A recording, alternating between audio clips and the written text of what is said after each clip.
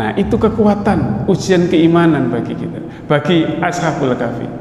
Salah satu ujian bagi kita ketika kita membaca surat Al-Kahfi adalah bahwa kita juga diuji sampai di mana keterikatan kita, kesadaran kita, keimanan kita akan hari akhir.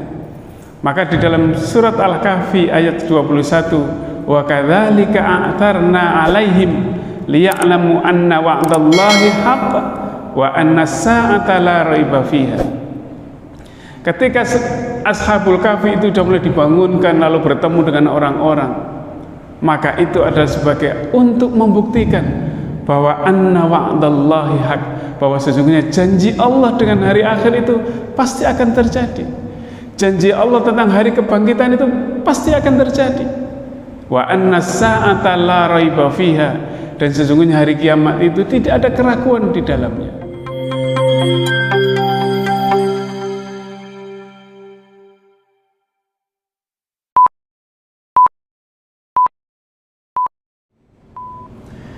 Assalamualaikum warahmatullahi wabarakatuh. Alhamdulillahilladzi ahyana ba'dama amatana wa ilaihin nusyur. Asyhadu an la ilaha illallah wahdahu la syarikalah wa asyhadu anna Muhammadan abduhu wa rasuluh la nabiyya ba'dah.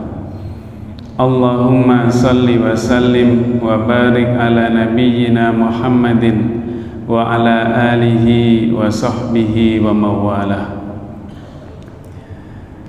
Qala Allah ta'ala fi kitabihil karim, a'udzu billahi minasy syaithanir rajim. Bismillahirrahmanirrahim. Kaifa takfuruna billahi wa kuntum amwatan fa ahyakum thumma yumitukum thumma yuhyikum thumma ilaihi turja'un. Jamaah salat subuh yang dirahmati Allah, kita bersyukur bisa menjalankan salat subuh berjamaah. Lalu kita teruskan dengan berzikir, kita teruskan lagi dengan taklim, mentadabburi 1-2 ayat Al-Quran. Ini merupakan kenikmatan yang luar biasa bagi kita, agar kita bisa menjalankan hidup ini menjadi lebih baik dan lebih mendekatkan diri kepada Allah Subhanahu wa Ta'ala. Semoga apa yang kita lakukan dengan ibadah dan amal kebaikan diterima oleh Allah Subhanahu wa Ta'ala. Amin ya rabbal alamin. Bapak Ibu jamaah salat subuh yang dirahmati Allah, dulu ada seorang raja, sebagaimana diceritakan oleh Fariduddin Attar. Raja itu mengumpulkan para penasehatnya, lalu kemudian dia mengatakan, cobalah saya dinasehati atau dibuatkan sesuatu yang kira-kira dengan itu saya bisa menjadi orang yang bijak dan bahagia. Pesannya cuma begitu saja. Maka salah seorang juru bicara dari penasihat mengatakan, wahai raja, tuan raja, berikan kami kesempatan untuk berembuk, agar kami bisa memberikan nasihat atau membuat sesuatu yang kira-kira tuan raja bisa bijak dan bahagia. Maka kemudian saat mulai berkumpul itu, para penasihat itu sepakat bahwa ia akan membuatkan satu cincin yang nanti kalau dipakai sang raja itu bisa menjadi bijak dan bahagia. Maka kemudian setelah cincin itu selesai dibuat, maka kemudian cincin itu diberikan sang raja. Wahai tuan raja, pakailah cincin ini, insya Allah engkau nanti akan menjadi orang yang bijak dan bahagia. Maka kemudian dipakailah cincin itu. Pada saat lagi duduk di singgasananya, sang raja ini heran, masa dengan cincin ini saya bisa menjadi bijak dan bahagia, katanya. Maka dilihatilah cincin itu. Maka ketika saat dia hendak sangat senang dan bangga dengan jabatannya, dengan kekuasaannya, maka saat dia melihat cincin itu, dia menjadi bijak. Pada saat dia ada satu masalah, maka dan akan memarahi rakyatnya, maka dia kemudian lihat cincin itu menjadi dia ingat. Kalau kemudian dia menjadi lebih bijak dalam mengambil kebijakan dan keputusan. Pada saat sedih, sang raja itu pun heran lagi.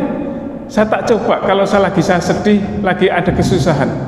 Maka kemudian sang raja melihat cincin itu, lalu kemudian dia menjadi bahagia lagi. Apa rahasia dari cincin itu? Ternyata di cincin itu oleh para bijak itu ditulisi kata-kata hadza sayamurru. Maka pada saat sang raja lagi merasa luar biasa dengan kekuasaannya, dia melihat hadza sayamurru. Oh iya, ini semuanya akan berlalu katanya. Jadi kalau orang menyadari bahwa semuanya akan berlalu, kenikmatan kita akan berlalu, jabatan kita akan berlalu, kekayaan kita akan berlalu, maka insya Allah semua orang akan menjadi bijak. Oh iya, ini kan cuma titipan Allah saja, semuanya nanti akan hilang juga. Pada saat pada saat susah sedih, maka juga melihat hadza sayamurru, karena di cincin ada tulisannya itu. Maka kemudian sang raja mengatakan, iya, kesedihan itu tidak akan selamanya menjadi sedih. Orang kesulitan, orang kesusahan itu tidak akan selamanya menjadi susah. Tetapi hadza sayamurru, semuanya pasti akan berlalu. Jadi inilah yang kita harapkan. Jadi kita masih ingat bagaimana ketika kita dilanda oleh COVID, pandemi, lalu kemudian seakan-akan hidup kita sempit sekali. Maka semuanya pasti akan berlalu, dan betul berjalan 2 tahun lebih sedikit pandemi berlalu dan kita merasa bahagia lagi. Dan apa yang kita lakukan dengan semua ini adalah ujian semua, dan ujian juga akan berlalu. Tergantung kita bagaimana melakukan, memutuskan atau menyikapi dengan ujian-ujian itu. Surat Al-Kahfi itu ada sebagian mufassir mengatakan surat Al-Kahfi itu mencakup representasi dari 4 ujian. Pertama adalah ujian keimanan yang dialami oleh Ashabul Kahfi ketika dia berdiri ditanyain oleh sang raja, kira-kira kamu mau ikut saya enggak? Maka kemudian Ashabul Kahfi itu mengatakan qalu rabbuna rabbus samawati wal ard lan nad'u min dunihi ilaha. Tuhan saya cuma adalah Tuhan yang menciptakan, yang memiliki langit dan bumi ini, dan saya tidak akan meminta dan saya tidak akan beribadah kepada selain Dia. Nah, itu kekuatan ujian keimanan bagi kita, bagi Ashabul Kahfi. Salah satu ujian bagi kita ketika kita membaca surat Al-Kahfi adalah bahwa kita juga diuji sampai di mana keterikatan kita, kesadaran kita, keimanan kita akan hari akhir. Maka di dalam surat Al-Kahfi ayat 21, wa kadzalika a'tarna 'alaihim liya'lamu anna wa'dallahi haqq wa anna as-sa'ata la raiba fiha. Ketika Ashabul Kahfi itu sudah mulai dibangunkan lalu bertemu dengan orang-orang, maka itu adalah sebagai untuk membuktikan bahwa anna wa'dallahi haqq, bahwa sesungguhnya janji Allah dengan hari akhir itu pasti akan terjadi. Janji Allah tentang hari kebangkitan itu pasti akan terjadi. Wa anna as-sa'ata la raiba fiha, dan sesungguhnya hari kiamat itu tidak ada keraguan di dalamnya. Ini ujian bagi kita, yang ketika ujian keimanan bagi kita ketika kita mempelajari atau menafsirkan, memahami surat Al-Kahfi atau kisah-kisah yang lain di dalam Al-Quran. Nah, ketika inilah kemudian kita akan kemudian menjadikan diuji. Dan ini juga kemudian menjadi perdebatan di kalangan para mutakallimin, para ahli ilmu kalam. Nanti ketika dibangkitkan manusia di hari akhir itu, kira-kira yang dibangkitkan itu, dibangunkan lagi itu, kira-kira jasadnya atau ruhnya saja. Bagi kita ini sebenarnya itu urusan tidak terlalu penting. Yang penting adalah keyakinan bahwa manusia itu akan dibangkitkan oleh Allah Subhanahu wa ta'ala. Sama ketika seorang nenek-nenek pada zaman Rasulullah, ia bertanya, wahai Rasulullah, apakah ketika nanti saya dibangkitkan di hari akhir itu, apakah nanti saya seperti sekarang ini, tua renta begini? Maka Rasulullah kemudian menjawab, iya, seperti sekarang ini kamu tua renta. Tapi setelah itu Rasulullah tertawa, dan kemudian tentu kamu akan dibangkitkan dengan yang lebih baik sesuai dengan amal perbuatannya. Jadi ini adalah kemudian yang menjadi ujian keimanan bagi kita. Makanya di dalam surat Al-Baqarah yang sering kita baca dan kita insya Allah hafal semua, Allah kemudian bertanya, kaifa takfuruna billah, bagaimana kamu akan mengkufuri akan aku, katanya Allah, mengkufuri Allah, kafir, tidak percaya. Wa kuntum amwatan, padahal kamu dulu itu mati, tidak ada kamu itu. Di dalam surat Al-Insan disebut, hal ata alal insani hinum minadh dhahri lam yakun syai'am madhkura. Kamu dulu belum ada, disebut namanya saja belum ada.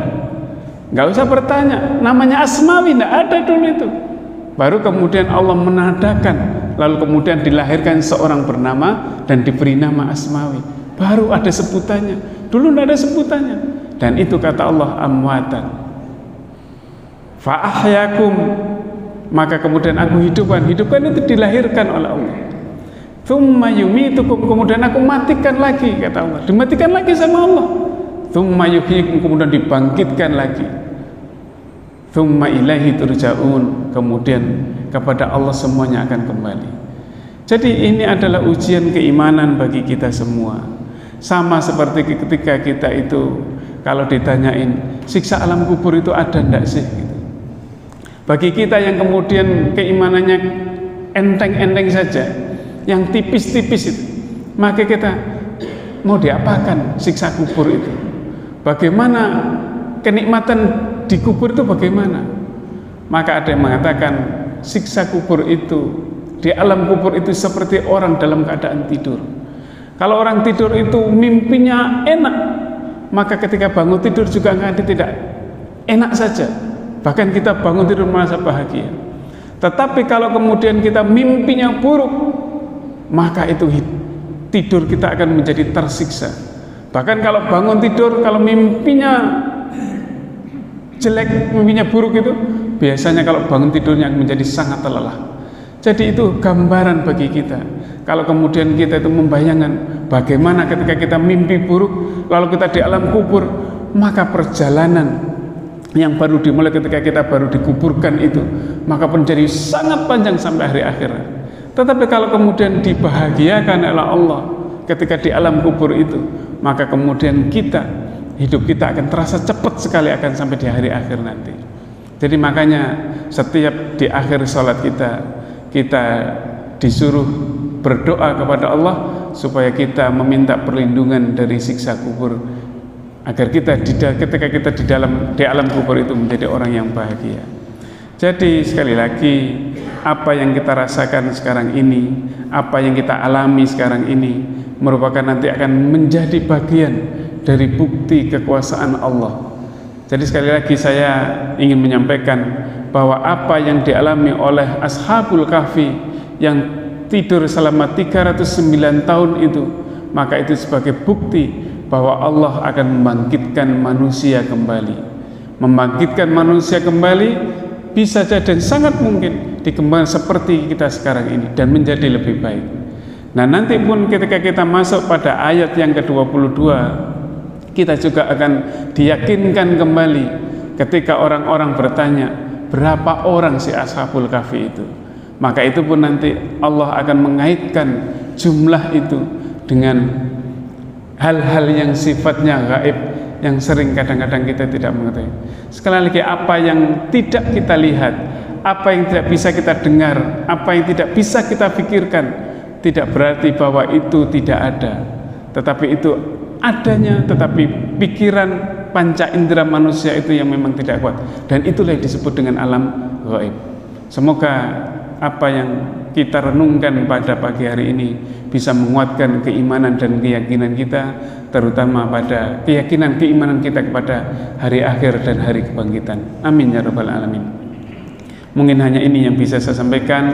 Insya Allah pada minggu berikutnya kita akan masuk pada ayat yang ke-22, yaitu yang terkait jumlah berapa Ashabul Kahfi itu dan bagaimana hikmah yang bisa kita ambil terkait dengan jumlah mereka. Semoga yang sedikit ini ada manfaatnya bagi kita dan kita diberi ridha oleh Allah hingga hari akhir nanti. Amin ya rabbal alamin. Nasrum minallah wa fathun qarib wa basyiril mu'minin. Wassalamualaikum warahmatullahi wabarakatuh.